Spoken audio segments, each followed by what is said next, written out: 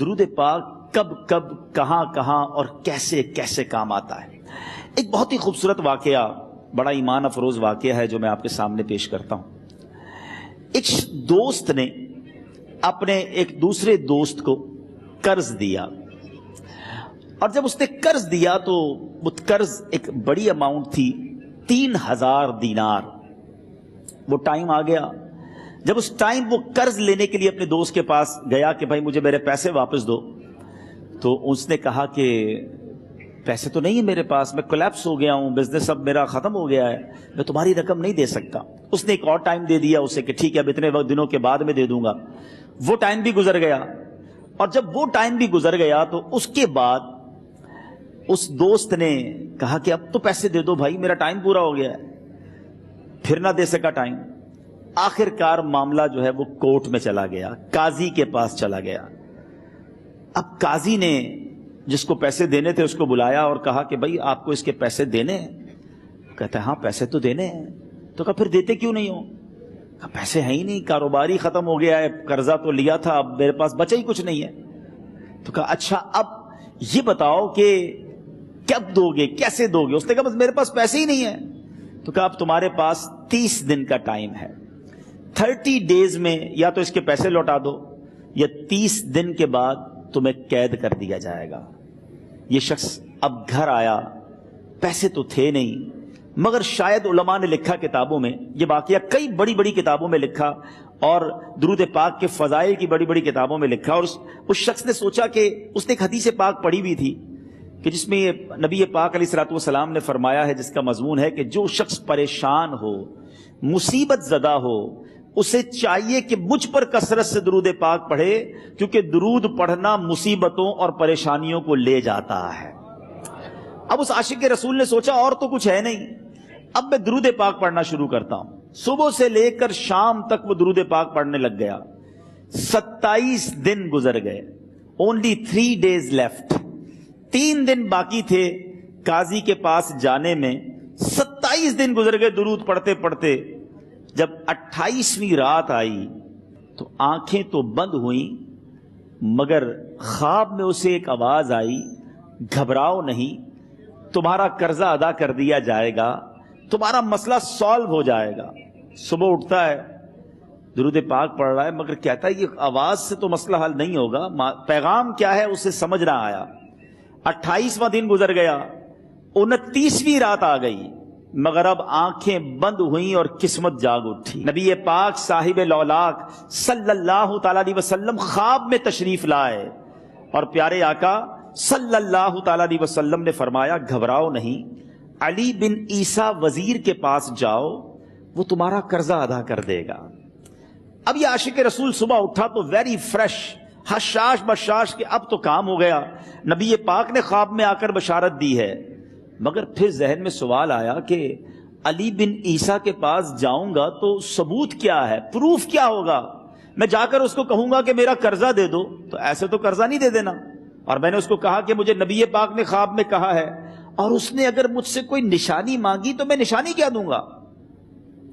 آخری دن تھا، 29واں دن تھا، وہ بھی درود پڑھتے پڑھتے گزر گیا۔ 30th نائٹ آ گئی، صبح وہ دن ہے جب عدالت میں جانا ہے۔ اب اس رات پھر نبی پاک علیہ الصلوۃ والسلام خواب میں تشریف لائے، اور آقا علیہ الصلوۃ والسلام نے فرمایا کہ علی بن عیسیٰ وزیر کے پاس جاؤ، وہ تمہارا قرض ادا کر دے گا۔ کہ حضور چلا تو جاؤں گا، لیکن اگر وزیر نے مجھ سے کوئی نشانی طلب کی تو میں کیا جواب دوں گا؟ پیارے آقا علیہ الصلوۃ والسلام نے کمال کا ارشاد فرمایا کہ علی بن عیسیٰ سے کہنا کہ تم روزانہ فجر کی نماز کے بعد 5000 بار درود پاک پڑھتے ہو، یہ راز فقط تم جانتے ہو اور تمہارا رب جانتا ہے۔ اب یہ جب صبح اٹھا تو ایک نشانی بھی مل چکی تھی۔ عدالت میں جانے سے پہلے وزیر کے دربار میں پہنچ گیا، اسے یہ ڈر تھا کہ آج پیسے نہ لوٹائے تو سزا ہو سکتی ہے۔ جب وزیر کے دربار میں پہنچا تو وزیر اپنے مشیروں کے ساتھ بیٹھا تھا۔ کہا مجھے آپ سے بات کرنی ہے۔ کہا بتاؤ کیا بات کرنی ہے؟ کہا میں ایک پیغام لایا ہوں آپ کے لیے۔ اچھا کس کا پیغام لائے ہو؟ کہا میں نبی پاک جناب محمد مصطفیٰ صلی اللہ تعالی علیہ وسلم کا پیغام لایا ہوں۔ وہ عاشق رسول وزیر تھا، کہتا بتاؤ میرے آقا نے کیا پیغام دیا ہے؟ کہ حضور میں 3000 دینار کا مقروض ہوں، آج آخری دن ہے اور میرے آقا نے مجھے بشارت دی ہے کہ آپ سے کہوں کہ آپ میرا قرض ادا کر دیجئے۔ علی بن عیسیٰ کہتا ہے کوئی ثبوت ہے آپ کے پاس؟ ہے کوئی دلیل بھی ہے آپ کے پاس؟ میں کیسے مان لوں کہ آپ کو نبی پاک علیہ الصلوۃ والسلام نے بھیجا ہے؟ عاشق رسول کہتا ہے خالی ہاتھ نہیں آیا، میرے آقا نے مجھے دلیل بھی عطا فرمائی ہے، مجھے ایک ایویڈنس بھی دیا ہے، اور پروف یہ ہے حضور کہ آپ روزانہ صبح فجر کی نماز کے بعد نبی پاک صلی اللہ تعالی علیہ وسلم کی بارگاہ میں درود و سلام کا نذرانہ پیش کرتے ہیں۔ جب تک 5000 کا عدد پورا نہیں ہوتا آپ اس وقت تک کسی اور سے بات نہیں کرتے، اور اے وزیر صاحب یہ رات صرف آپ کو پتا ہے اور آپ کا رب جانتا ہے۔ اللہ اکبر، وہ وزیر تو جس کو کہے نا جھوم اٹھا، ایسا عاشق رسول وزیر تھا جو روزانہ صبح 5000 درود پڑھتا ہو، اس کی تو عید ہو گئی نا۔ وہ کہتا ہے مرحبا یا رسول اللہ، میرے آقا نے میرے درود قبول کر لیے، اس سے بڑھ کر میرے لیے سعادت کیا ہوگی۔ اب یہ وزیر اپنی سیٹ سے اٹھتا ہے، اپنے کمرے میں جاتا ہے، تھوڑی دیر بعد واپس آ کر اس عاشق رسول کے ہاتھ میں 3000 دینار رکھ کر کہتا ہے حضور پہلے 3000 دینار تو نبی پاک کا حکم کی میں ادب سے بجا لاتا ہوں، میرے آقا نے جو حکم فرمایا یہ 3000 دینار آپ کو پیش کرتا ہوں، حضور ایک اور 3000 دینار لیجئے۔ میرے گھر آپ آئے، اتنی اچھی خبر سنائی، آپ نے قدم رنجا فرمایا، یہ 3000 اس کا نذرانہ ہے، اور ایسا کیجئے 3000 اور لیجئے، اس سے اپنے بچوں کے لیے کچھ چھوٹا موٹا کام شروع کیجئے، اور ایک وعدہ کر کے جائیے آج کے بعد زندگی میں آپ کو جب بھی کوئی کام پڑے میں آپ کا بھائی ہوں، مجھے یہ خدمت کا موقع دیجئے گا۔ اللہ اکبر، وہ مقروض جو ایک رات پہلے 3000 دینار کا مقروض تھا، ہو سکتا ہے اس کے بیک آف مائنڈ یہ بھی چل رہا ہو کہ اب شاید کل میں نے جیل میں جا کر، عدالت میں جا کر گرفتاری دے کر جیل میں جانا ہے، مگر اب 9000 دینار ہاتھ میں ہیں۔ عاشق رسول جھومتا ہوا نبی پاک کی یاد میں گھومتا ہوا اب عدالت میں پہنچا۔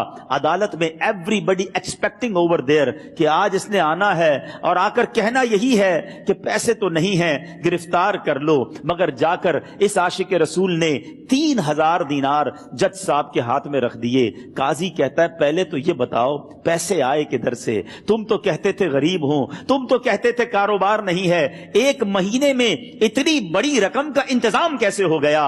سبحان اللہ، اس عاشق رسول نے گویا زبان حال سے یہ کہا ہوگا کہ یہ تو کرم ہے ان کا، ورنہ مجھ میں تو ایسی بات نہیں، اتنا دیا سرکار نے مجھ کو، اتنی میری اوقات نہیں۔ اس نے وہ پورا واقعہ بھری عدالت میں سنا دیا۔ اللہ اکبر، میرے پیارے اسلامی بھائیوں ذرا سوچو پہلے زمانے میں کیسے عاشقان رسول ہوا کرتے تھے۔ وہ جج، وہ قاضی بھی کیسا سرکار علیہ الصلوۃ والسلام کا عاشق تھا۔ اپنی سیٹ سے اٹھتا ہے، بھرے دربار میں، بھری عدالت میں، وہ اپنے چیمبر میں، اپنے کمرے میں جاتا ہے، اور تھوڑی دیر بعد واپس آ کر اس کے ہاتھ میں بھی 3000 دینار ہیں، اور وہ 3000 دینار جو ہے وہ اس عاشق رسول کے ہاتھ میں رکھتا ہے کہ سارا ثواب علی بن عیسیٰ کیسے لے جائے، میں بھی تو نبی پاک کا غلام ہوں، میں تمہارا قرضہ میں ادا کرتا ہوں۔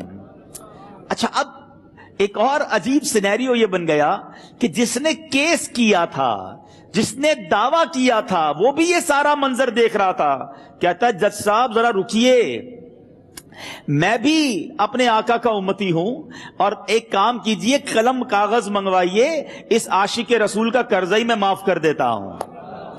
اچھا، اب عاشق رسول نے وہ واپس 3000 دینار جو جج صاحب نے دیے تھے وہ واپس جج صاحب کو دیے کہ حضور یہ پیسے آپ ہی رکھ لیں، قرضہ ہی معاف ہو گیا، اب آپ کے پیسے کا میں نے کیا کرنا ہے؟ جج صاحب کہتے ہیں جو پیسے نبی پاک کے نام پر نکالے ہیں اب مجھے واپس نہیں چاہیے، یہ بھی تم اپنے ساتھ لے جاؤ۔ اللہ اکبر، میرے میٹھے اسلامی بھائیوں، وہ عاشق رسول ایک رات پہلے 3000 دینار کا مقروض ہے، اب 12000 دینار لے کر گھر کو واپس جا رہا ہے۔ اس ایک واقعے کے اندر جو ہم سب کے لیے درس ہے، جو ہم سب کے لیے پیغام ہے، شاعر لکھتے ہیں نا، دکھوں نے تم کو جو گھیرا ہو تو درود پڑھو، दुखों ने तुमको जो घेरा हो तो दुरूद पढ़ो, जो हाजिरी की तमन्ना हो तो दुरूद पढ़ो। आज हम बहुत सारी प्रॉब्लम्स में होते हैं। यहां भी हो सकता है मेरा कोई भाई बीमार बैठा हो, कोई कर्जे में डूब गया हो, किसी का कोई बिजनेस प्रॉब्लम चल रहा हो, कोई फैमिली इशू में डिस्टर्ब हो।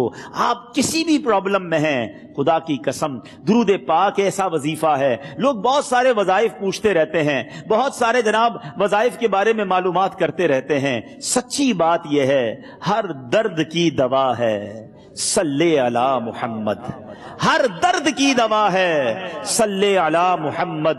तावीज़ हर बला है सल्ले अला मुहम्मद। तो खुदारा अपनी जिंदगी में दुरूद पाक को शामिल कर लीजिए और आप बिलीव करें, जब आपने कसरत से दुरूद पाक पढ़ने शुरू कर दिए, आप अपनी आंखों से देखेंगे आपके प्रॉब्लम दूर हो रहे हैं, आपकी सेहत अच्छी हो रही है, आपके कर्जे उतरने शुरू हो गए हैं, रोजगार में आपके बरकत होना शुरू हो जाएगी, आपके चेहरे पे नूर आना शुरू हो जाएगा, आपकी जबान में असर आना शुरू हो जाएगा।